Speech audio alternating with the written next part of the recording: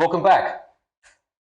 And today we're going to be looking inside a $45 million penthouse in New York City. And this one is quite unique, the building, because it's Billionaire's Row. It's on Billionaire's Row. It's one of the prized apartments. And we are reacting to Ryan Serhant's tour of this apartment. In fact, it's the very first apartment in Billionaire's Row. It's the building that made Billionaire's Row. Really? Yeah. Okay, well, that will be interesting to see. So let's dive into it and see what we have in store for us.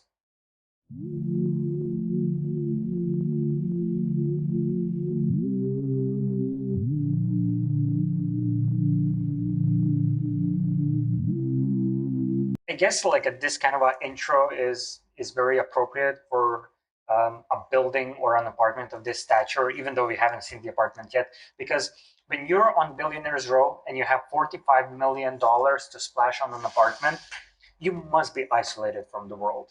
You cannot be among the normal folk. I mean, you probably don't know what is the price of a detergent in a supermarket if you own a $45 million Yeah, apartment. you're going to be detached from the rest of the world, because in this apartment, you're going to be so high up in the sky that you're going to be, even though you're right amongst it, you're right in the center of it. You're in the center of the center, but you're so high up that, I don't know, are you part of it or are you detached? It's an interesting thought. It is, right?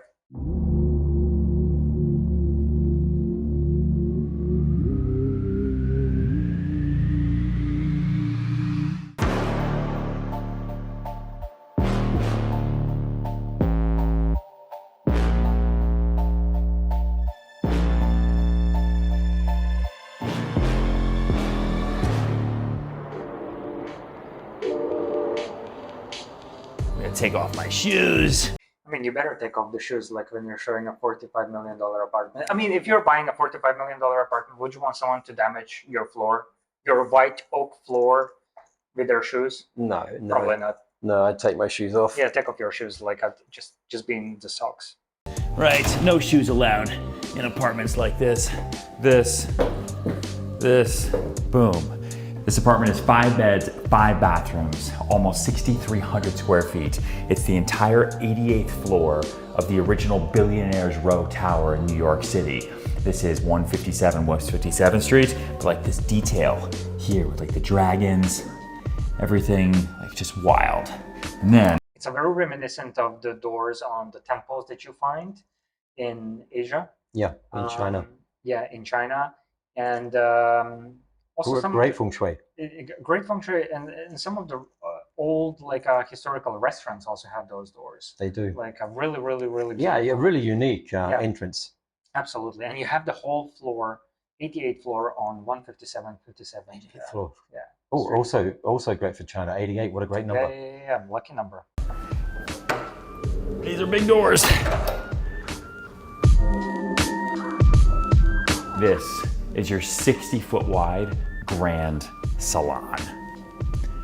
Nuts.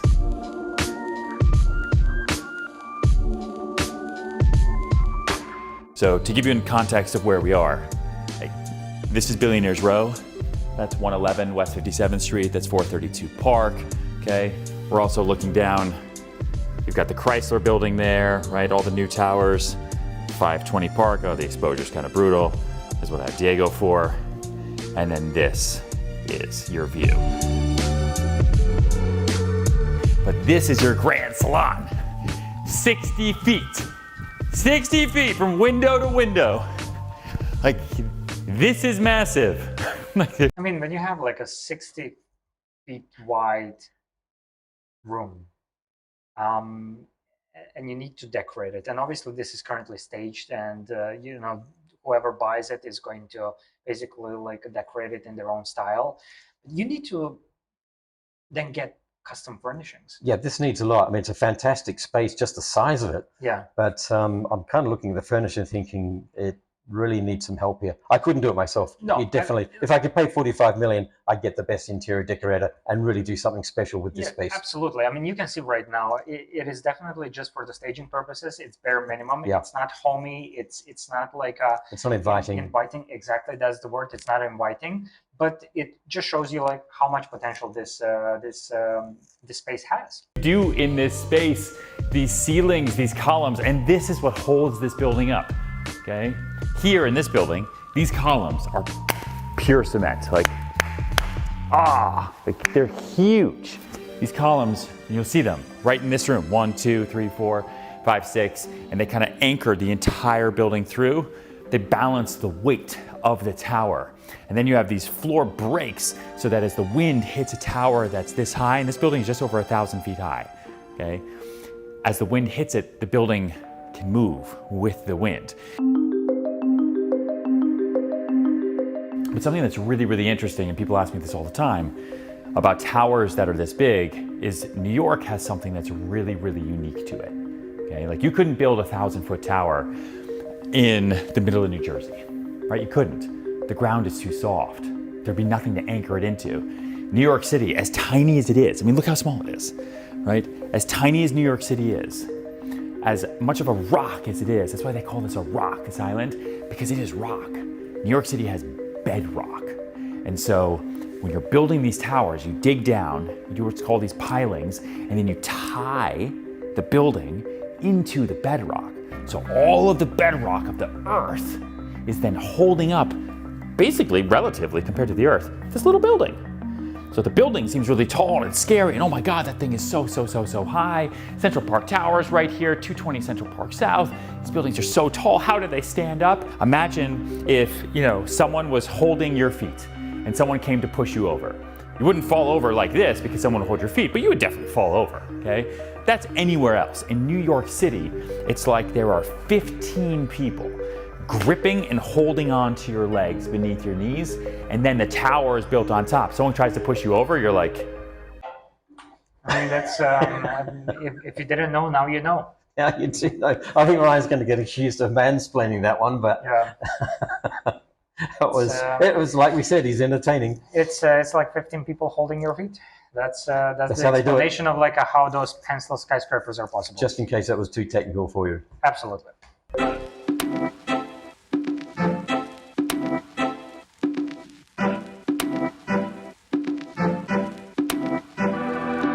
You know what else is an interesting fact about these apartments? Is the carrying cost. Now this is $45 million. The monthly cost to carry this is about $25,000 a month, and that's not a mortgage. That's just the cost to be here. 25,000. Yeah. I told you, like, if you want to own something on a Billionaire's Row, you probably gotta be a billionaire. Yeah, well, I can't afford to buy it, but I can't afford to live there for 25,000 a month. Wow. And just imagine, most of those people that actually do buy it, they don't even live there.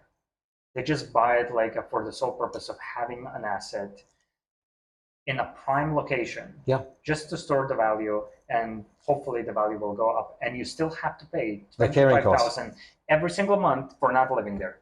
Monthly charges to the building, and that's your monthly real estate taxes. It's the FYI.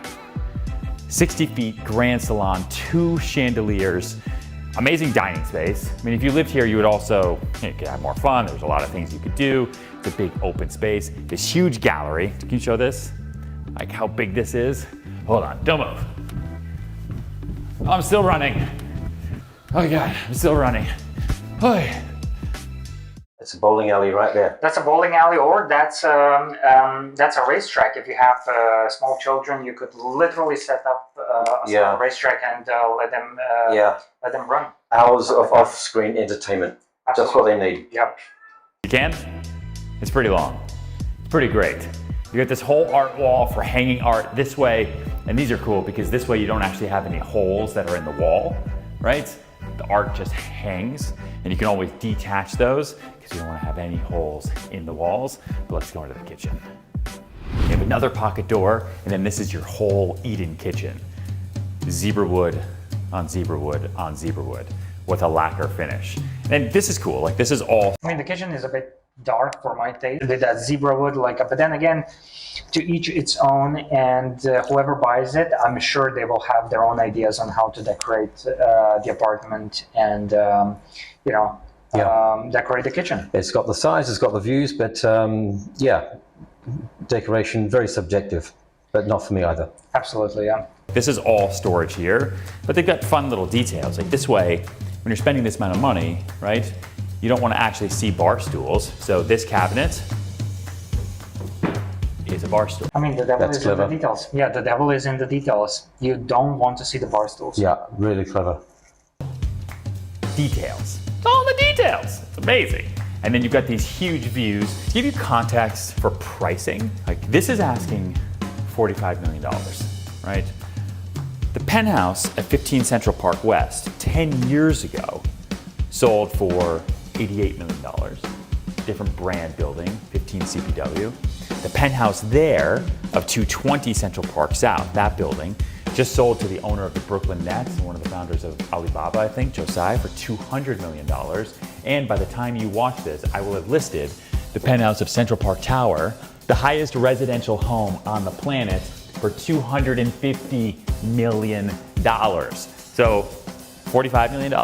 Yeah, this is a bargain. He just made that sound cheap. This is a bargain. Like when he puts into perspective that you're surrounded by neighbors whose penthouses sold for 200 million, or he's putting up on the market $250 million penthouse.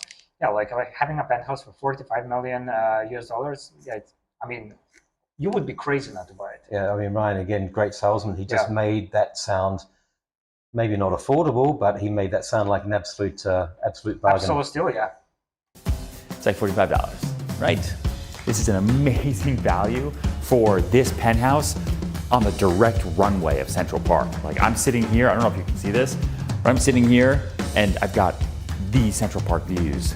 You've got your wine cooler, all your extra pantry space, storage space, huge freezer. Oh God, look how much food's in here. Room for your food. Huge refrigerator, look how much food's in here. Yep. In New York City, you eat out a lot. A full Miele suite, so you get your microwave, your oven, and your warming drawer. The warming drawer we don't talk about enough, but can we just talk about this for a second? I want to know what is a warming drawer. A warming drawer. I understand. Food warmer. Like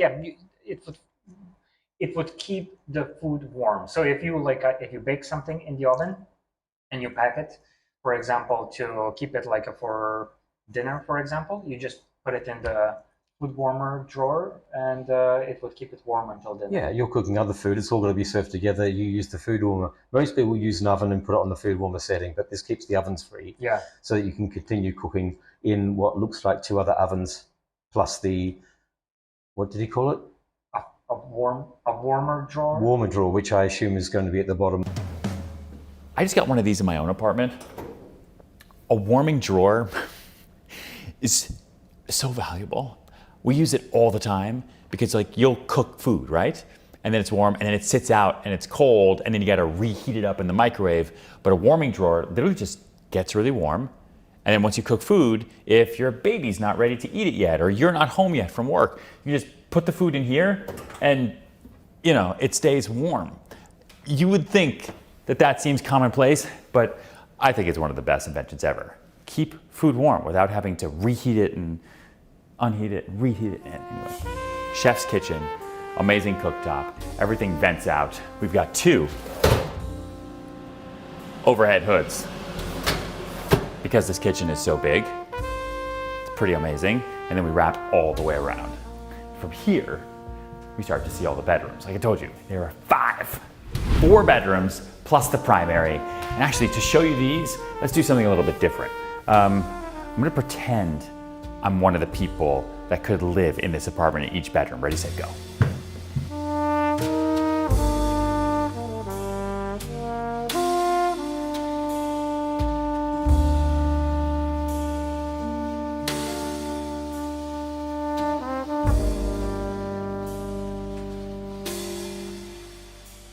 Those acting lessons clearly paid off. They did pay off.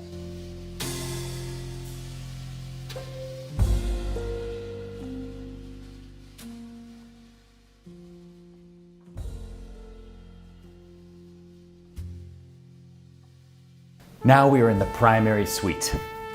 This wallpaper is soft to the touch. It's very, very textured. Again, you just came home. You went to your living room, you went to the kitchen, you got your dinner, you went and checked on all your crazy kids, And now, this is your sanctuary. It's now your home. And one of the things that I've always loved about this building, other than the views and location and the amenities, which are crazy, Bathroom. It's got to be. are these bathrooms. Yeah, with a view. Now this primary bathroom, because it's in the penthouse, has two sides, two sinks, two toilets, two everything. And you meet in the middle with where we started, which is... I think that's more and more common, especially in apartments like this, because when you have so much space, you need to utilize it. And if it's a primary bathroom or a primary master suite, you kind of want to have that freedom for both of the people residing to have their own space. Yeah, it's not an easy thing to design. I've seen big bathrooms that really just don't work because they've put in the wrong fixtures and the wrong. You need a big bath for a start. You need multiple shower areas. Go big or go home. Yeah. This insane bathtub. I mean, like, it literally looks like it's part of the wall. Like it's like a chameleon. It was like it was carved out of a huge block of marble right there on the 88th floor. That was craned above New York City to sit in this apartment. So as you see, the streets closed, right? Road closures, craziness everywhere. They had a crane that craned the bathtub 1,000 feet into the air to sit in this space. And I still don't think anyone's ever used it. But the view is cool, and it's beautiful, and it's awesome. So you've got both sides, tons of room for storage. They craned it up. They craned it 1,000 feet up. Closed off the street. And Massive crane out of the back of a enormous truck and craned it up and through a window into the bathroom. Yeah. Even like the shower right? I'm in the shower, I'm in here, and no one can see you. And look at this view. Like this is like I'm here, I'm taking a shower, and I'm looking at just the open entire it. Just lower open that faucet. Open that Do it now. This is the whole view. I've got all of Hudson Yards, Statue of Liberty, Lower Manhattan, Brooklyn, the Verrazano Bridge. Like, it's just nuts. I would take showers in here all day long, just because of how crazy this view is. I would totally lose track of time. You could watch the ball drop during Times Square from your shower, and then past all of your walk-in closets, because this again is all part of your $45 million primary suite. You've got this entire corner as your bedroom. All of Lower Manhattan. You're literally looking from the tip of Manhattan on the south side to the Adirondack Mountains in upstate New York. Like, you're directing air traffic. I'm literally watching airplanes right now. I'm watching airplanes going from JFK. I'm watching people landing over LaGuardia, and it's nuts. And your only direct neighbors who are like, oh, hey neighbor, how are you? Is also someone incredibly wealthy, because to be on that floor at 111 West 57th, right, is costing you $50 million. To be on that floor of 432 Park, it's costing you the same amount. Same thing for CPT, Central Park Tower. Every direction I look at, the higher you get, the greater the wealth grows. And then I just like these pink couches. Yeah, I think this is what they call an interior decorator's dream. Meaning, for me, again, great space, great view, great building, great location, great floor, everything great about the space. But you would do the interior according to your own preferences. I guess so. Yeah. And if you've got that much money, again, you'd have no problem doing it. The thing that I do like, though, about it was that bathroom, the white marble, the black frames, I thought was stunning. Yeah, I don't think, like, if you wanted to do something differently, I don't think you would necessarily want to remove that bathtub. I would leave everything the way it is in the bathroom. Yeah. Strip everything else. Yeah, I don't think you would want to hire a crane to kind of bring it back down to the street level. No, that'd be excessive. Yeah, that would definitely be excessive. Oh, and you can kind of see it here a little bit. I've never actually been able to see in. Those windows right there, where you can kind of see that it's double height, right? Where there's no ceiling. Can you see that there's like no ceiling there, that it's just double height, glass on glass? That's Michael Dell's penthouse. He paid $100 million for that. This is penthouse 88, just beneath the guy that invented Dell computers. 100 million bucks. Oh yeah, that's right. Like, so this, in this building, I think the top floor went to Michael Dell. This is asking 45. This is your view out the front. That's your view from the back. And then this is where you end your day. Came home, I could watch the sunset, I could watch the sunrise. I could just actually dictate exactly where the sun is at any given time because it's right above me. And this is a great day because you get to live in a $45 million penthouse on top of Manhattan in one of the tallest buildings on the planet. So just dream and let me know in the comments if you love this tour, and we'll see you in the next one. I mean, look, 45 million, is it cheap? No, it's not cheap by any standard. Is it cheap relatively compared to other buildings around you and their penthouses? Absolutely, it's a steal. You should get it. Yeah. If you have $45 million and if you have $25,000 per month to spend on not living there, you should definitely take it. And to answer Ryan's question, was it a great tour? Yeah, a great tour as always. Thank you, Ryan. Absolutely, Ryan. Thank you so much. 6,300 square feet of interior space, 5 bedrooms. You have southern, northern, eastern, and western views. Like, what more can you ask? It's a full floor unit on 88th floor, and it's the original building on the Billionaire's Row. And it could be yours. It could be yours for a cheap steal of $45 million. Thank you so much. Smash that like button and See you on the next one. See you on the next one.